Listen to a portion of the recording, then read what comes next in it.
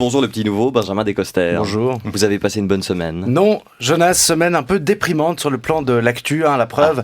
On va parler de Lausanne Cité et du GHI. C'est aussi folichon que les dimanches soirs de quelqu'un qui utilise le mot folichon. Alors parlons des gens inspirants et pas de ces news qui nous font soupirer. Cette semaine, Pierre Rabhi était de passage en Suisse. Si vous ne le connaissez pas, c'est un des pionniers de l'écologie. Il prône un retour à la nature et à un autre mode de vie. Il est agriculteur bio, mais aussi essayiste, romancier et poète. C'est un peu le Yannick Butet de l'écologie, un touche-à-tout. Pierre Rabhi a fait tellement de choses que ça ne m'étonnerait même pas qu'on apprenne que Nicolas Hulot a été créé à partir d'une côte de Pierre Rabhi et de la coupe de cheveux de Mireille Mathieu. On peut dire coupe au bol, mais ce serait pas sympa pour la vaisselle. Pierre Rabhi, tellement inspirant qu'à peine il a ouvert la bouche, t'es déjà en train de courir nu vers la forêt pour faire l'amour à des arbres. Mais bon, les échardes, ça pique un peu. Selon mon pote qui a essayé, Jonas, j'ai d'ailleurs la pommade que vous m'avez demandé. Pierre Rabhi, lui, prône la décroissance. Il a même sorti un bouquin qui s'appelle « Vers la sobriété heureuse ». Pour moi, qui est l'alcool triste, ça fait quand même vachement penser au teaser d'une soirée chiante à l'eau gazeuse. Parce que c'est ça le seul problème qu'on pourrait avoir avec lui. À force de l'écouter, on vire un petit peu sur le niais quand même. Au 1930, il l'a dit à Darius Rochebain, le vrai capital, c'est votre vie. La miche de pain est plus importante que le lingot d'or. Mais alors ça, si c'est pas une phrase de pauvre. Et puis, il dit ça parce qu'il est jamais allé manger de la tresse chez Pascal Broulis. Bon, j'y suis jamais allé non plus, déjà personne ne sait où c'est.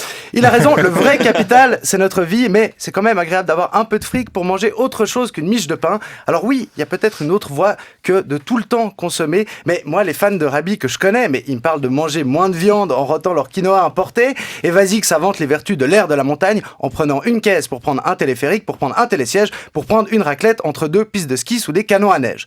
Mais c'est difficile de se détacher de la société comme ça. Il faut des gens comme Rabhi pour montrer la voie et tracer le chemin, avant que d'autres viennent construire une autoroute sur le chemin pour que tout le monde puisse le suivre en voiture électrique. Justement, il y avait le salon des inventions à Genève, où on misait sur la technologie pour nous sauver. D'ailleurs, Jonas, c'est dommage que vous n'ayez pas pensé à installer un panneau solaire dans le studio, parce que je tenais à vous le dire, cette émission est objectivement brillante, et je dis pas ça juste pour qu'on m'invite de nouveau. Vous êtes engagé.